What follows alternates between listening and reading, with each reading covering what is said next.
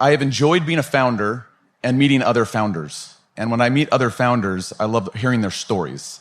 And I think that in every founder story, there's something that you can glean to say, am I doing things as good as I could be? And so one of the things that I found as I met Charlie, and this is the first time we've met actually in person, was that you're an entrepreneur, that you have this entrepreneurial journey that I don't think a lot of people would realize, that I didn't even realize. And because I've been an entrepreneur for 28 years, Charlie, a little bit longer than maybe you.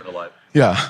But as I've looked back at the past 28 years, I still think about the different inflection points I've had in my career and all the things that I learned at those different inflection points. You're, I think, years ahead of where I was, but I still have learned a ton from just talking to you a little bit. But before we jump into our entrepreneurial journey and share with a room full of entrepreneurs and executives, Charlie, we're both Chicagoans. Where are you from, and what's your story in Chicago? Yeah, I'm from Wheeling, Arlington Heights area. Arlington Heights. Yeah, so I mean, Elgin. Yeah, so Brian's here. He's a big Vikings fan. It's just this whole thing. So tough week. Tough week. It was a tough week. I think it was the last minute, thanks right? For reminding me. Yeah. No. Hey, listen, I'm a Bears fan in the back as well, but yeah, you grew up in Chicago. You're not in Chicago now, though, Charlie. No, in Arizona. In Arizona. So whoever runs Hash Kitchen. We have pumped a lot of money into your enterprise, and we'll continue to do so. Great, well run. I didn't even know you guys had Hash Kitchen. Yeah. You have these Bloody Marys that are like this zip code. big. Yeah. It's like you walk in, it's like half the size of you don't even need breakfast after that. Yeah. Right. But no, Scottsdale's in a great place. We've built a lot of restaurants in Scottsdale and in Arizona air market, and it's great, and Hash is great. But you live there, you're married. Yep, 2 kids. Married and 2 kids. So you're doing the father figure thing, and it's hard, right? It's a lot, especially as an entrepreneur, right? Yes. There's practices that we have to sustain to keep it all together, such as honoring the Sabbath, which is really big in our family, just resting for one day. Yeah. Because as you know, working just for 7 days straight, you'll burn yourself and your organization out if you do that. Yeah, it's interesting because we're in an industry where you go 7 days a week. Predominantly, right? And there are some very big brands that have done it where they've taken off Sunday. We have some brands Chick-fil-A, right? Chick-fil-A, yeah. And we have some brands ourselves that are off on some Sundays. I actually think that we all should do what Italy does, and that is take the whole month of August off. Should we do that? Who wants to do that? Because I want to do that. Makes up for the whole year. Yeah, it makes up for the whole year. I think we should do that. But did you ever see yourself here, though? Like, go back to when you were in Arlington Heights, and you're like, I'm going to be an entrepreneur. I'm going to build a thriving business, which I don't think a lot of people understand. You have a lot of different business events that you're doing. And it's not just events, it's actually business investments and initiatives as well. And that's what was surprising to me is like, you're a true full-blown entrepreneur. Did you ever see yourself here? Well, not exactly. It's been kind of a interesting journey. But no, look, I've always been someone who has been into building stuff. And especially whether it be brands or businesses. And one thing I think that people don't quite grasp is that we have 1,000 employees in what we do. We have a very successful for-profit entity, a very successful non-for-profit entity, well over $140 million in revenue now a year. Incredible. Which in our space is a lot of money, right? And so, yeah, look, I love finding problems and solving them, which is what an entrepreneur at its core actually is. And I love building teams. I myself know my skill set, and managing is not one of them, managing people day to day. But I'm really good at trying to find a vision, put forward exactly how we're going to get there, and then being kind of that life force. And as an entrepreneur, I find this especially with founders. Founders are rarely good day-to-day managers. Sometimes they are. But the one thing the founder has is that spark and that relentless drive to go to the next location or to the next interval. And what I have found is that is a rarity in a lot of times, where sometimes my team is like, Charlie, why do you keep on pushing? It's like, that's just who I am. It's like, we have to grow, we have to expand. I'm sure, Same thing. Same DNA. And understand, as founders and executives and as entrepreneurs, you're in a genetic rarity, literally, because most of the world just kind of wants to keep things the same. And it's our job to push them and to give them the vision and to instill them exactly what success looks like. So I love building stuff. I have some other fun entrepreneurial stuff we're actually going to announce later this year. Awesome. So that's a little bit of a tease. I know that you're a little bit of a developer too. You like a little bit of real estate, you're developing? Land, private, investments. I just can't, sit still. Can't sit still. Some crypto, some also, of course, everybody's got crypto. Yeah. Trust me, I know. But I have no recommendations of any coins. But no, all kidding aside though, I love the free market. I love actually playing and participating in it. And I also just love finding if there's problems that people need to be solved. And that's kind of been part of my life's work. Yeah, I feel the same. As an entrepreneur over all these years too, Charlie, I've thought, what is the spark? I've been the founder. You've been the founder of your organization. And when I have invested into all these different brands now with Savory, one of the things that's interesting is when we meet with a founder and the founder's like, well, we want to do a transaction with Savory and we want to go retire. We're always, we're out. And the reason why we bow out of that is because they are the spark. And I think that they're still so important for that culture of that business for many, many years past. Now, when the brand is thousands of units and it's Chipotle, I don't think that people care as much about who the founder was. But when you're in the realm that all of us are in, which is, call it 2 to 20 or a little bit beyond, I feel like it really is important. That spark is interesting. Yeah, no, it's incredibly important. And also, you as the founder and everyone in this room that has started something or is running something, you have an obligation to be the hardest working person in that entity and to set the tone and set the pace. Nothing collapses an organization quicker than when either the founder during growth mode, now during sustained mode is different, but during growth mode, the founder is noticeably working less and putting less time in than the team. Yeah. That is a recipe for catastrophe. And that happens when you get a lot of outside money sometimes into a business. Yep. Where the founder hasn't really had to earn it and has had a ton of outside investors or private equity money. And they're like, oh, I'll just kind of work a 9 to 5, but you guys have to stay till 8 p.m. every night. That creates dissension and obviously inevitable collapse. But it's more than just the hours worked. It's the founder has this original and initial vision of exactly where he or she wants to see this business go or this entity go. And that's honestly what makes this country so unique. I mean, I just visited South Korea and Japan this last weekend, nice weekend trip. Let's just run over there. Let's go to Tokyo, that's easy to get to. There's so many beautiful things about those countries. They're clean, they're orderly, they're polite. But honestly, they don't understand the word entrepreneur at all. No. I was trying to explain it to them. They're like, well, what do you mean? Like, you start different businesses. Yeah. Like, in their culture, you do a job, you do it for 30 years, you do it super well, and that is your duty. And they do. And by the way, it's incredibly appealing in a lot of ways, but there is a dynamism that's missing, right? There's kind of this energy and this uniqueness that we have in this country. I mean, you go to continental Europe right now, which is actually economically not done very well last 15 years, and we've done very well considerably. Entrepreneurship is largely dying across continental Europe, right? You're right? Maybe if you have one restaurant, maybe if you have one brand, but this idea of scaling and pushing and the Italian tax code cannot grasp the idea of losing money to grow a business. It's an income. They're like, wait, what do you mean you're going to lose money?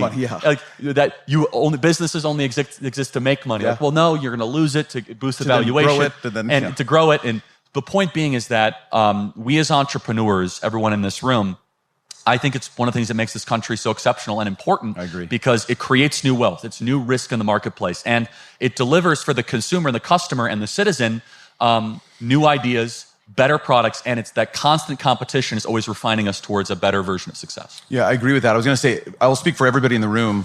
I think that we would like some employees to just work for a year. Would we like just 1 year straight with every employee that works? No, that'd be great. You want the Japanese bus driver who's been there since he was 23, wears a full suit and tie with white gloves, and he's 81, and he's been doing it. He's like, yes, thank you so much. That would be so great at one of your brands, it would be great, right? Yeah. Not the 3-month turnover. I want to go find myself in a trailer in Alaska. That's right. That's right. I've never heard that one, Charlie. I think as an entrepreneur, and I could answer this too, but I really want to get your take on this. But what is the biggest sacrifice that you had underestimated being an entrepreneur? I know mine. This but what's is yours? so cliche, so I apologize, guys. Be every cliche. one of these. Okay. But honestly, repetition is the soul of memory. But if you want to be a good entrepreneur, I learned this 5 or 6 years ago. You have to be so clear on how you spend your time, and your time really is your most valuable resource. And I manage my day down to the 5 or 6 minute interval, right? It's okay, I'll be able to do that call, and this is how long it takes to go into the car. And that, especially when you are in growth mode, which you and I are constantly in growth mode, Always we know in nothing growth but growth. Yep. And that's the other thing as an entrepreneur that I had to learn the hard way. Know your nature. Yeah. Know what you're really good at. Yeah. So I always ask my team, I say, does this meeting require patience? And the answer is yes. I'm probably not a good person for that meeting, actually. Yeah. I will delegate that, right? Unless it's absolutely necessary. If it's a long, drawn out HR meeting, I could delegate that. But if that meeting requires quick, decisive action, vision casting, problem solving, bring me in. Yep. So you have to know your nature, and every entrepreneur is different. By the way, some people in this room might be entrepreneurs that are gifted with patience. I'm not one of those. Yeah, neither am I. You're right, exactly. I'm kind of like, okay, what's next? Like, hey, you get to the point. And so I know my demerits and I know my faults, and knowing your nature is incredibly important. And that goes with time as well, which is I find that if I'm enjoying something, I will spend like endless amounts of time and my day will be completely derailed. So I have to try to put on very strict limits. And then as an entrepreneur, you have to obviously have very strong spiritual health, whatever that is in your life, very strong, obviously, mental health, connection and relational health, and then physical health. I think I see far too many entrepreneurs. I could list 5 in my life that I know that just completely forsake the physical health when they're in growth mode, right?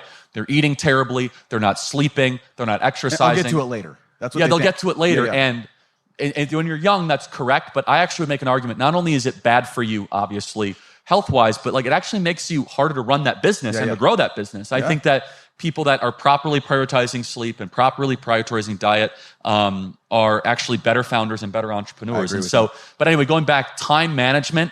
I find what separates the good from the great entrepreneur is someone that is able to meticulously be able to manage their time. You know, I was able to spend a lot of time with Elon Musk, a year ago, and regardless of your opinions of him, he's a phenomenal entrepreneur, right? Unbelievable founder, like undoubtedly, inarguably, right?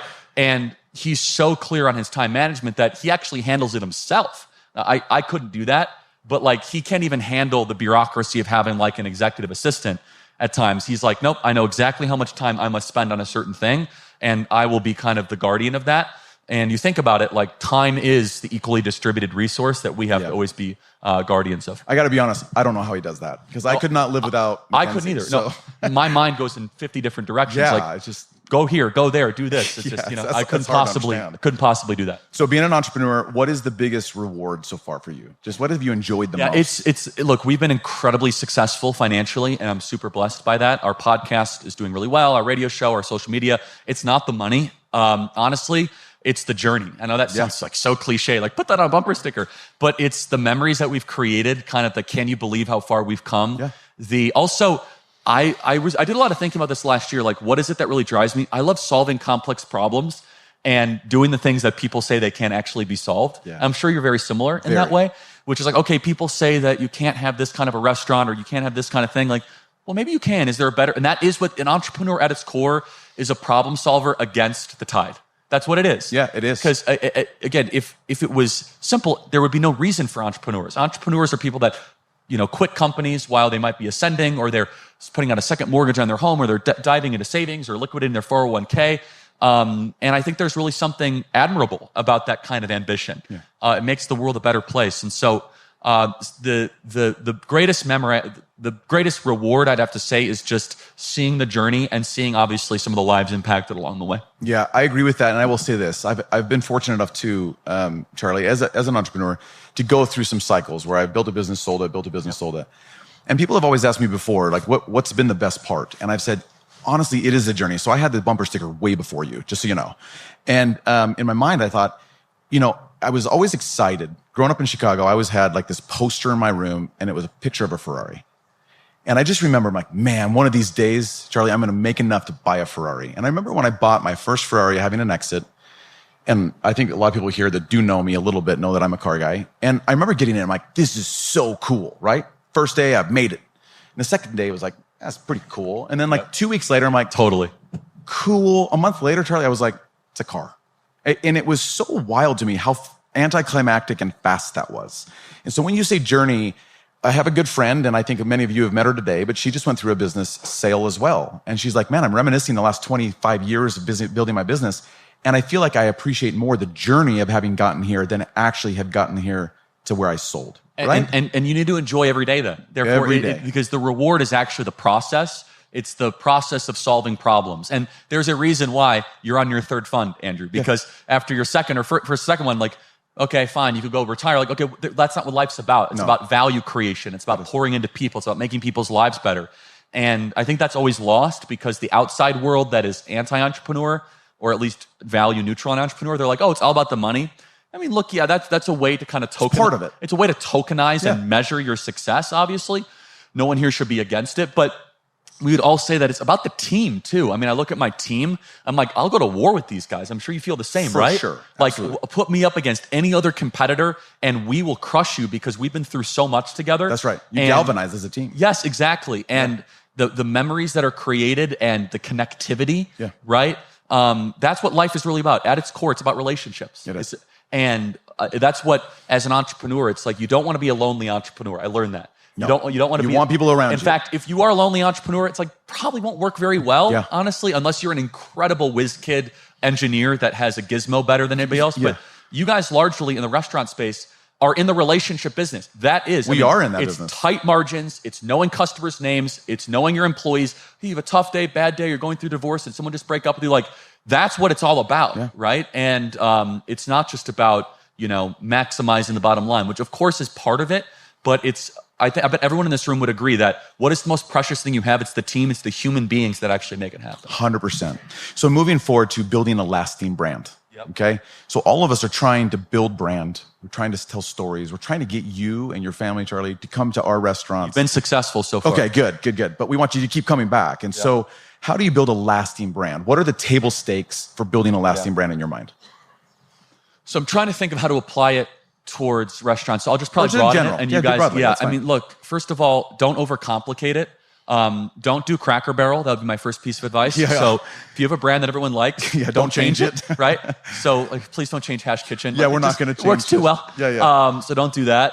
But honestly, when it comes to a brand, it has to be something, and I'm constantly trying to build brands. It has to have a missional statement as to why or what you are doing, especially when you're trying to have employees, that it's not going to just be enough as a job. They want to feel as if they're part of something and they're building something.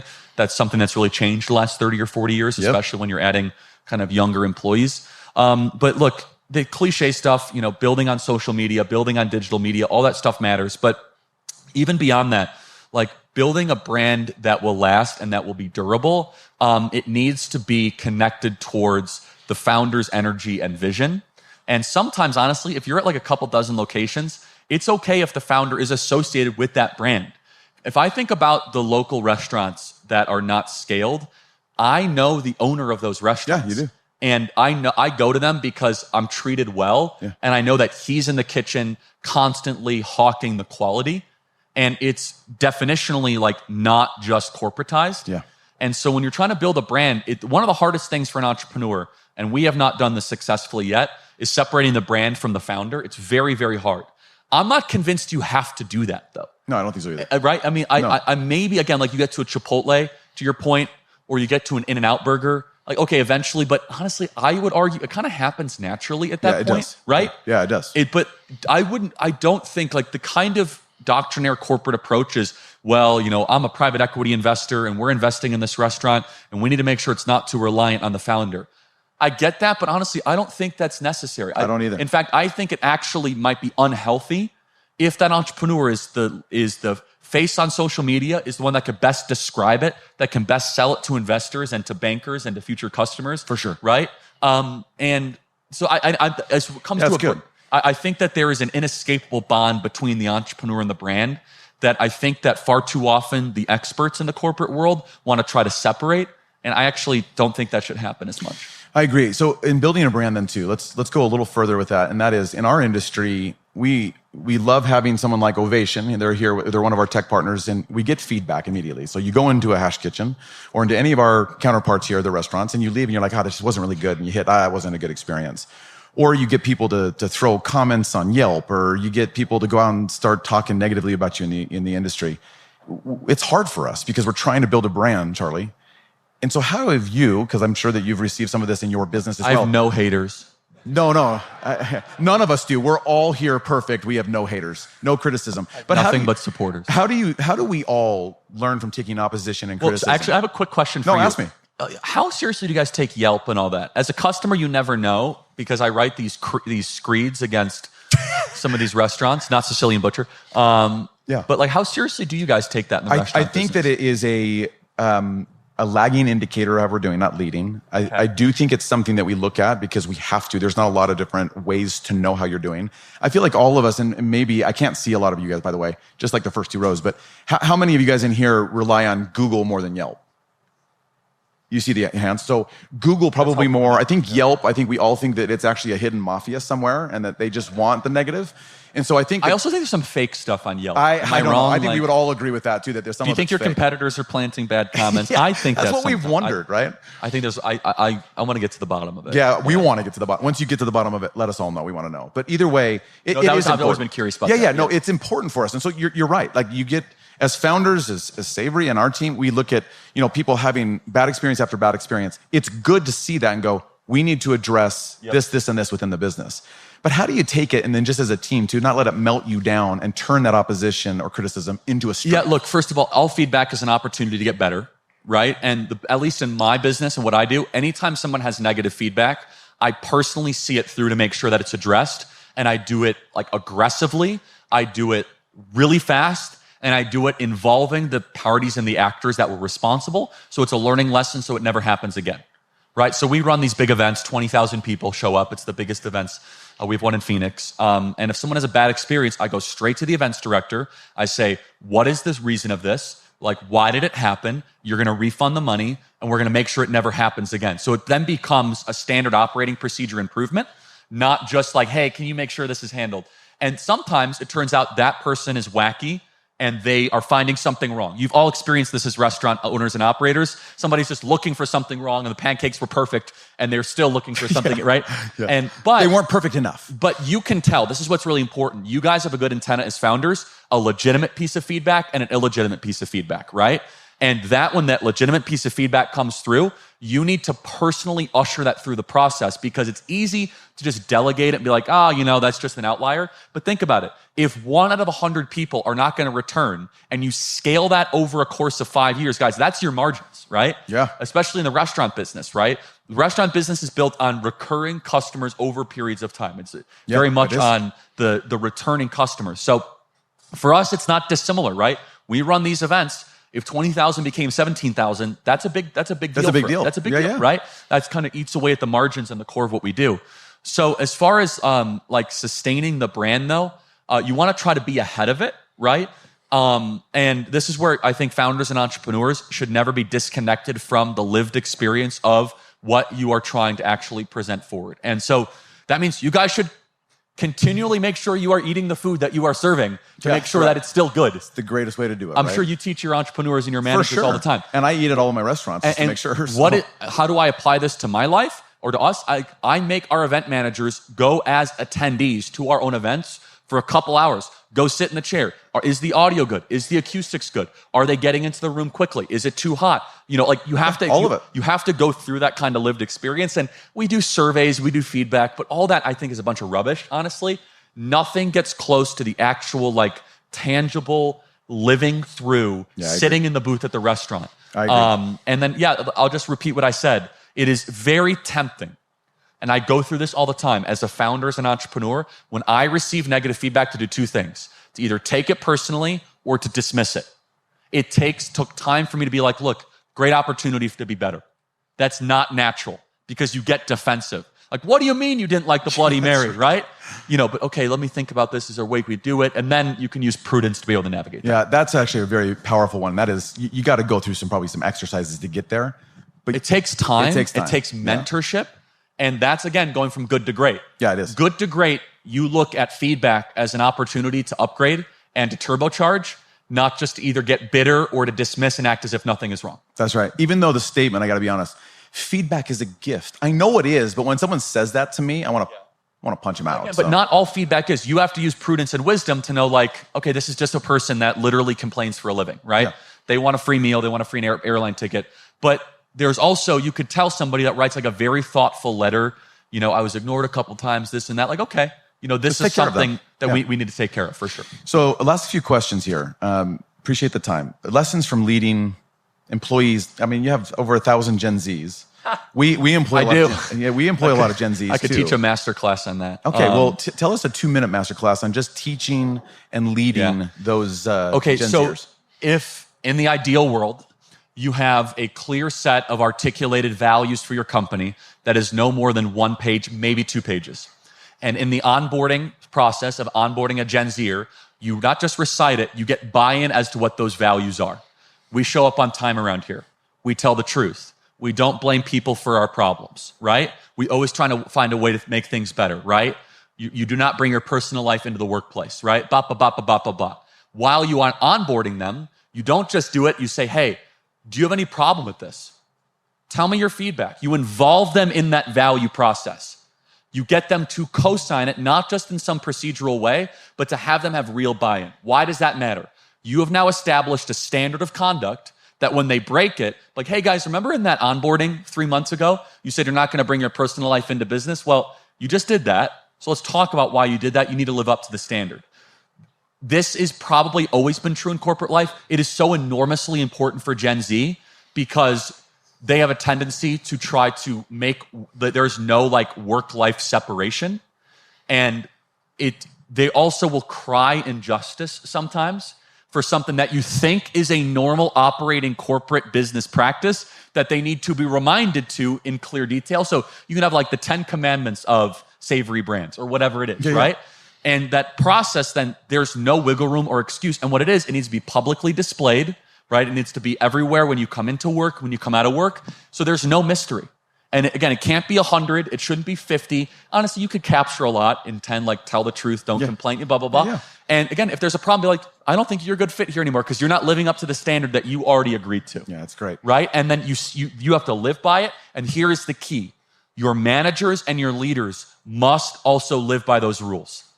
You will have a schism in your organization if the managers are living by a separate code. Now, they can have different privileges, but they cannot have different principles. I actually agree with that. Right? Privileges being is, okay, they can come a little later, they can have a company car, but they can't lie. No. Right? They can't do one thing. And like, so privileges and principles are two different things. So for us, it's worked very, very well. It's phenomenal. I'm going to shift because we're out of time, but I want to hear from you. You're obviously in some rooms that none of us are in, but we are all, I think, all of us are going into a budgeting season. So we're talking about 2026. And, you know, when 2024, Charlie, we sat down and with all of our different brands and management, we said, we think this is going to happen in 2025 and this is going to happen. A lot of it didn't happen, right? Like this year has been a little bit more tumultuous than I think a lot of us have experienced in the past and also that we probably planned for. Give us some guidance as to what you're hearing and thinking about the economy itself going into 26 and how should we budget our career or budget our businesses so that we're safe in our career. Please, anything I say here, guys, take with an enormous grain of salt. Please have it be one data point and a factor of many. Last thing I want to tell you is the economy is great. You guys open 5 new locations and you know they close and I have a We're going to send you some Yelps. Well, I think you guys will do more than that. But look, I happen to be very long-term bullish on the American economy for many reasons, not just psychologically. Just as a side note, I think in reminding your workers that their tax are not tipped up to a certain amount and their overtime is not tipped now, I think is a very interesting potential morale boost that you can tell to your workers. Let me tell you why I'm bullish. I'm bullish because after traveling the world, both to Europe and Asia, they are all looking to America, and they are telling me as a traveler, the American economy is the best. We want to put money into America. We want to buy American securities. We want to buy American real estate. That's amongst the ruling class and the investor class of these other countries. Finally, secondly, I think that there is a massive pent-up economic boom that's waiting to happen around artificial intelligence that is going to reverberate positively throughout the entire economy. I think it will make your businesses more efficient. I think you'll be able to better analyze data. I don't think, honestly, if we're doing this 5 years from now, I think we'll laugh. Be like, we used to look at Yelp. AI is now better able to synthesize, 100 different receipt transactions in an hour, and we could tell whether or not they had a good experience or bad experience. Like, I think the way that we analyze data and that it guides your businesses is going to completely change, and it will make you more profitable. It'll make your businesses better and more attractive. And so if I were to give you a piece of advice you should take, embrace AI wholeheartedly in every way you possibly can, because if not, it's the same people that didn't embrace the steam engine, okay? Yeah. You will be, or what's that internet thing? I don't need that. I'm just running a restaurant. So I highly encourage that. I think rates are going to go down. I was talking to a major multi-trillion-dollar fund manager the other day, and he says their data shows the American economy is a lot better than even the Fed thinks it is. So I happen to be a very optimistic person. I think that there is probably going to be a market correction at some point. I think that publicly traded securities are vastly overvalued, largely because money doesn't know where to go right now. So it just keeps on going into these high, insane multiply, the same 6 companies, and NVIDIA, Google, Microsoft, that just keep on there. But the actual brass tacks, consumer sentiment is actually okay. Consumer spending is remaining strong. If there were some pitfalls of where the economy is, housing remains to be a big problem. However, shelter inflation hasn't gone up too much since January. But the last thing I'll say is this, is the more I spend in the economy, both as an analyst and actually as a participant, the more I realize that so much of this is psychological, that if people believe things will be better, they will be better. You guys are the top, like the biggest one-to-one correlation of that statement that I could imagine. I agree with that. Either people eat out because they think things are good or they do not think things are good, right? And so I would say that the more that we can cheerlead the economy, the better. And the more that we can say that it's good, the more that it will be good. I would much rather be the United States than continental Europe right now. I would much rather be the United States than a lot of these other countries. I think there might be some one or two minor corrections, but we have every possible asset. I think that we're going to see better energy prices. I think we're going to see more capital deployment. Also, guys, if you're going to go to more, if you guys are going to be building more, whatever it is, convection ovens, whatever it is, there's 100% depreciation coming back in the tax code here, which is huge. And heavy machinery discounts. I don't know how that applies to your businesses, but I imagine it's pretty good, right? And so eventually you're going to see this thing pop where there are so many incentives based on this latest tax bill that I think will be enormously positive. And if the no tax on tips and no tax on overtime actually does end up materializing into demand-driven parts of the economy, there'll be more people that have more money in their pockets that will spend it more in restaurants, right? So again, don't take this to the bank, but generally, I am investing like a bull. Especially a long-term bull, a 5-10-year long-term optimist. I think that we have such incredible assets. And the last thing is, I talk to entrepreneurs, they still are in growth mode. They're in problem-solving mode. And I think as long as we keep that kind of mindset and that psychology, I think we're going to be in a very, very good place. Yeah, I appreciate that. Last question. What is a quote that you live by? A quote that I live by. I'm a Christian. I wear it on my sleeve. So quotes would probably always be Bible verses. I'll give you two. One is actually not in the Bible. It's more mythological. And one is actually in the Bible. The first is not in the Bible. It's "This too shall pass," which was actually, people think it's in the Bible. It's not. But it's King Solomon's phrase, which is really amazing when you think about it, because it's good no matter what season of life that you're in. If you're going through the worst of times, this too shall pass. And things are going to get better. If you're going through the best of times, though, it's really humbling. This too shall pass, and this will fade away, because this will not last forever. So I love that. And they don't. Exactly. So it's a time-transcendent truth that applies towards all periods as an entrepreneur. It humbles you when you need it. It builds you up when you need it. It gives you hope when you need it. It also gives you a little bit of a dose of a gut check. One of my favorite verses, though, is Romans 8:28, which it says that God works all things for good for those who love him. It's a very freeing and liberating verse. For those of us that are Christians, because we believe that when things can be really bad, God is working it for his good, his perfect and pleasing will, which is a very, very hard teaching when you come across business closures or staff layoffs. But it's very liberating that God is working all things towards an ultimate good. So I love that, and it kind of is very freeing that I don't have to be in charge of everything. And there is a God, and I am not him, and I surrender to his will. I appreciate that. My quote, I'm going to share it with you. Is that okay? Yes, please. Is from Epictetus, and it's, "If you want to improve, be content to be thought foolish and stupid." The original Stoic. Yeah, he was a former slave that became a Stoic, And I love it just because as entrepreneurs and all of us here building businesses, we are pretty foolish. It's very, very hard, but you have to be content in the fact that we've signed up for this, that we are showing up every day to battle through it. And so all I'd like to leave everybody here with is stay the course, be smart, stay positive. I like that you have a positive outlook on the economy. I do too. We're investing like crazy right now into the market. Don't do it because I told you. Just no. Okay. We were doing it before, but this year and even next year. But I appreciate you sharing some of your wisdom, and you're obviously in circles that we're not. And so thank you for sharing some of the things that you're seeing and you're hearing. And thank you for sharing your entrepreneurial journey. I think that all of us learn from each other, even if we have differences, by elevating each other. So thanks for being here to Thank elevate. you guys for warmly welcoming me. Thank you so much.